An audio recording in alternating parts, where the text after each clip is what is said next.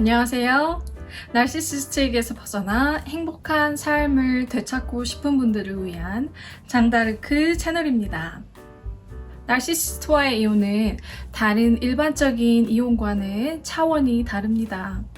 원만한 합의를 기대해서도 안 되고 나르 상대가 이미 구두로 합의한 내용을 지킬 것이라는 기대를 해서는 더더욱이 안 됩니다. 그렇기에 나르와 협상 테이블에 앉기 전에 철저히 대비하는 것이 중요한데요. 지난 영상에서는 나르와 협상, negotiating 할 때 해야 하는 것들에 대해서 알아보았습니다. 오늘은 그 두 번째 시간으로 하지 말아야 할 것들에 대해서 얘기해 보고자 합니다. 아주 기본적이자 가장 중요한 것은 바로 첫 번째, 당신의 경계를 설정했다면 나르가 그 경계선을 침범하도록 해서는 안 됩니다. 나르시시스트와의 관계에서 건강한 경계, 즉 바운더리를 긋고 그 경계선을 지키는 방법에 대해서는 이전 영상에서 다룬 적이 있습니다. 위의 영상 참고해주세요. 위 영상에서 이 경계를 긋는 구체적인 방법을 알려드렸는데요. 이 방법들을 기초로 하되 합의 이혼을 진행 중인 나르시시스트 배우자 상대로 설정해야 하는 경계의 예를 구체적으로 살펴보자면 다음과 같습니다. 1. 이혼 합의에 대한 대화는 이메일을 통해서만 하기로 정할 수 있습니다. 더 이상 나르가 난 그런 말 한 적 없는데 라고 발뺌하는 것을 어느 정도 예방할 수 있습니다. 상황에 따라서 이혼 조정자, 즉 이혼을 조정해주는 변호사가 있는 앞에서만 대화하기, 혹은 각자의 변호사를 대동한 상태에서만 대화하는 방편도 있습니다. 2. 특정 앱이나 문자를 통해서만 대화하도록 설정할 수 있습니다. 상대가 반대한다고 해도 어쩔 수가 없는 게 당신이 그런 특정 대화 통로를 통해서만 대화하겠다고 하면 이 상대도 어쩔 도리가 없겠죠. 미국의 경우 Talking Parents라는 앱이 있어서 아이의 양육권을 이렇게 나눠 가진 부모들이 대화할 수 있는 창구가 있습니다. 이혼 소송을 하게 되는 대부분의 경우에 이 앱을 통해서만 대화하라는 판사의 판결을 받는데요. 이 앱에서 대화한 이런 내용은 지울 수도 없고 영구 보존되기 때문입니다. 3. 별거 중이라면 서로의 집에는 상대의 허락 없이 방문하는 것을 금지할 수 있습니다. 만약에 아이가 있다면 아이 앞에서는 이혼에 대한 이야기를 일절하지 않도록 정할 수도 있죠. 나르가 아이를 이용해서 당신의 멘탈을 무너뜨리려는 시도를 미리 차단하는 것입니다. 4. 아이를 번갈아가며 돌보는 중이라면 아이를 교환하는 장소나 방법을 정할 수도 있습니다. 저의 경우에는 처음에는 서로 집안에 들어오지 않는 것을 규칙으로 하고 벨을 눌러서 누가 앞으로 나오면 집 앞에서만 교환을 하다가 이혼 소송으로 갈등이 심해지자 공공장소, 즉 도서관 같은 공공장소에서만 교환하기로 했고 이혼이 마무리될 때까지 그 규칙을 잘 지켰습니다. 5. 가장 중요한 것. 경계를 설정했다면 무슨 일이 있어도 지켜야 합니다. 한번 봐주고 예를 두면 나르는 끊임없이 당신의 경계선을 침범하려 들 것입니다. 나르시시즘의 그림자 10번째 entitlement, 즉 자격, 이 자격심에 대해서도 다루었지만 나르는 자신에게 다른 사람의 경계를 침범할 자격이 있다고 생각합니다. 그런 사람에게는 단 한 번의 예외란 없죠. 절대로 경계를 침범하도록 허락해서는 안 됩니다.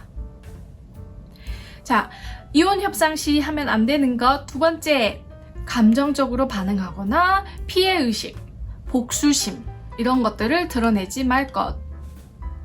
이혼을 협상하는 과정에서 상대 나르는 온갖 방법을 동원해 당신의 속을 박박 긁으려 할 것입니다. 당신을 화나게 하는 말이 무엇인지, 당신의 약점이 무엇인지 가장 잘 알고 있는 나르는 어떻게 해서든 당신을 상처 주려고 할 거예요. 왜? 남을 버리는 건 괜찮아도 버림받는 것은 용납할 수 없는 나르는 이미 이 자존심에 스크래치가 난 상태이기 때문입니다. 이 삐뚤어진 나르에게 이 상처난 자존심을 회복하는 유일한 방법은 똑같은 상처로, 아니 더 큰 상처로 되돌려주는 것뿐입니다. 본인이 설령 이혼을 요구했더라도 이미 당신을 적, 에너미로 간주한 나르는 당신에게 아무것도 주지 않으려 애를 씁니다. 나르는 다른 이들에게 당신에 대한 거짓말을 함으로써 당신의 의도를 왜곡하고 당신의 평판을 무너뜨리려고 할 것입니다. 이혼 조종자뿐만 아니라 심지어 자신의 변호사에게도 당신에 대한, 그리고 본인에 대한 거짓말을 합니다. 온갖 치사한 방법으로 당신을 불안하게 하고 겁을 줄 것입니다. 제 경우에 하루는 스타벅스 앞에서 아이를 교환하기로 한 날이었어요. 그 당시에 저에게 잔뜩 화가 있던 나르는, 그 사람은 그 자리에 자신이 다니고 있던 킥복싱 체육관에 이 근육질 관장님을 데리고 나왔습니다. 진짜 너무 어이가 없어서 그냥 이렇게 헛웃음만 나왔어요. 꼭 초등학생이 막 싸울 때 반 친구랑 싸우면서 나 고등학생 형 데려올 거야 라고 한 상황이랄까요? 그냥 저를 겁주고 싶었던 거죠. 추후에 이혼 법정에서 당연히 그 얘기가 나왔고 이를 추궁했더니 제가 자기를 해코지 할까봐 무서웠답니다. 뭐래. 자, 나르와 이혼을 협상하는 전 과정에서 나르 앞에서 감정적으로 반응하거나 피해의식, 복수심을 가지고 행동을 해서는 안 됩니다. 기나긴 세월 나르에게 정서적으로 혹은 심할 때는 신체적으로 학대를 받았던 이 깊은 상처를 되돌려주고 싶은 마음을 이해합니다. 진절머리 나기 싫어서 이 저주를 퍼붓고 욕짓거리를 한 바가지 쏟아붓고 싶은 이런 마음도 너무너무 이해합니다. 하지만 바로 지난 시간에 해야 할 것들에서도 다루었듯이 당신이 감정적으로 대응한 문자, 이 나르의 학대에 대한 피해의식, 이런 복수심이 이렇게 다 드러나는 이메일, 문자도 추후에 법정에서 증거로 당연히 나올 것입니다. 그렇기에 BIFF, BIF 방법을 쓰기를 추천합니다. Brief, Informative, Friendly, and Firm. 즉, 간략하게, 정보 제공 위주로, 친절하게, 그러나 굳건한 태도로 상대를 대하는 방법입니다. 이렇게 함으로써 상대 나르에게 감정적으로 말려 들어가는 것을 방지할 수 있습니다. 그들이 파놓은 덫에 걸리지 않고 할 말만 간단하게, 하지만 똑부러지게 할 수 있습니다.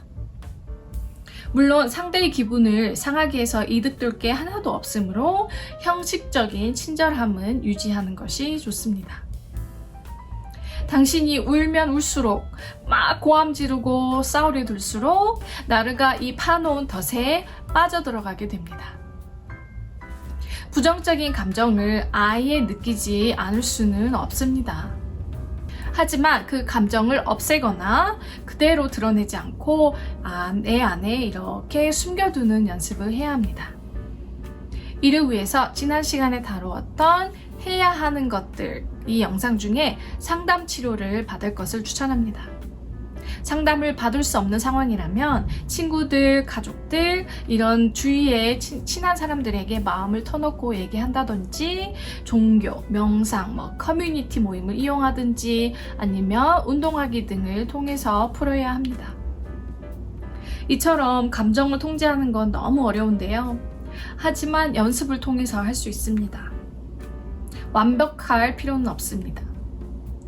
감정 통제는 나르와의 이혼이라는 상상만 해도 힘든 과정을 겪으려면 꼭 필요한 능력입니다.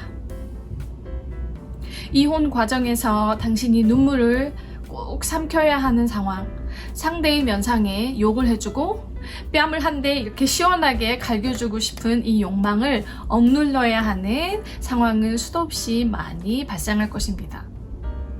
이혼 조정자 앞에서 법정에 서서 이렇게 나르를 마주하고 상대하면서 당신의 감정을 억누르고 눈물을 참는 능력을 발휘해야 할 상황이 꼭 옵니다. 한 번 이상 오게 됩니다. 당신의 감정이 나약해 보이는 순간 나르의 공격은 더 거세집니다. 즉, 당신의 약점은 상대의 무기가 되는 거죠. 믿으세요. 당신이 감정 폭발의 이 위기를 넘기는 그 순간순간마다 당신도 모르는 사이에 강해집니다. 그리고 나르를 상대해낼 자신감이 생깁니다. 제가 그랬거든요. 자, 나르와 이혼 협상 시 하면 안 되는 것들. 세 번째, 헛된 희망을 가지지 말 것. 나르 배우자로부터 엄청나게 많은 위자료와 양육비를 받을 거라는 기대, 100% 양육권을 받을 거라는 이런 헛된 기대는 애초에 하지 않는 것이 좋습니다. 물론 상황에 따라 가능할 수도 있지만 본인의 가정 형편, 이혼 상황에 맞는 현실적인, 합리적인 기대를 하시길 바랍니다. 특히 많이들 하는 기대가 있고 실제로 저에게도 많이들 해주시는 질문이 있어요. 법정에서 상대가 나를 하는 것을 밝히면 저에게 훨씬 유리하지 않을까요? 슬프게도 아닙니다. 물론 상대의 악성 나르시즘이 아이 양육에 부정적인 영향을 미쳤거나 그걸 증명할 수 있거나 혹은 가정폭력 등의 나에게 한 학대를 증명만 할 수 있다면 당신에게 유리하겠지만 단지 경계성 인격장애, 성격장애, 즉 이 나르시시즘이 있다는 사실 자체만으로 위자료, 양육비를 책정하는데, 재산 분할하는데, 양육권 결정에 영향을 거의 미치지 않는다고 봐야 합니다. 상대가 가정폭력이나 마약, 범죄 등의 전과나 알코올, 약물 중독 등의 중대한 문제가 있는 경우가 아닌 이상 이혼 조정자나 이혼 법정의 판사는 최대한 중립적인 태도를 유지할 것입니다. 특히 판사는 철저히 법에 따라 판결을 내리려고 노력할 거예요. 현행법상 자기애성 성격장애가 이 자체가 이혼에 불리하게 적용하는 그런 법의 근거는 없습니다. 단 그들의 반복되는 거짓말을 법정에서 보여줄 수 있다면 당연히 나르의 신용을 해칠 수는 있겠죠. 마지막으로 해야 할 것, 포기하지 말 것. 포기하고 싶은 순간이 자주 옵니다. 치사하게 구는 나르, 심리적, 물리적, 경제적으로까지 압박하는 나르, 그리고 내 소중한 아이를 이용해 협박하는 나르. 모든 수단을 사용해 원하는 것을 얻으려고 하는 이 나르. 반복되는 희망, 대치, 그리고 좌절감. 그때마다 무력함을 느끼는 당신.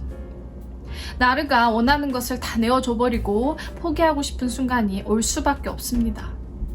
하지만 절대 포기하지 않길 바랍니다. 인내와 끈기를 가지고 장기전을 각오하고 싸워야 합니다. 종국엔 이 모든 싸움이 가치 있는 일이었다고 느끼게 됩니다. 물론 저도 2년간의 이 이혼 과정에서 변호사 비용도 많이 들고 힘든 시간을 보냈지만 내가 이 모든 것을 걸고 싸우는 사람이라는 것을 그 사람에게 강하게 보여준 것 자체에 큰 의미가 있었습니다. 이상 나르와 이혼을 결심했거나 합의 이혼을 진행 중인 그런 사람들에게 도움이 되길 바라며 장다르크였습니다. 오늘 영상도 도움되셨다면 구독 버튼, 좋아요, 알림 설정 해주시고요. 오늘도 더 행복한 하루 되시길 바랍니다. 감사합니다.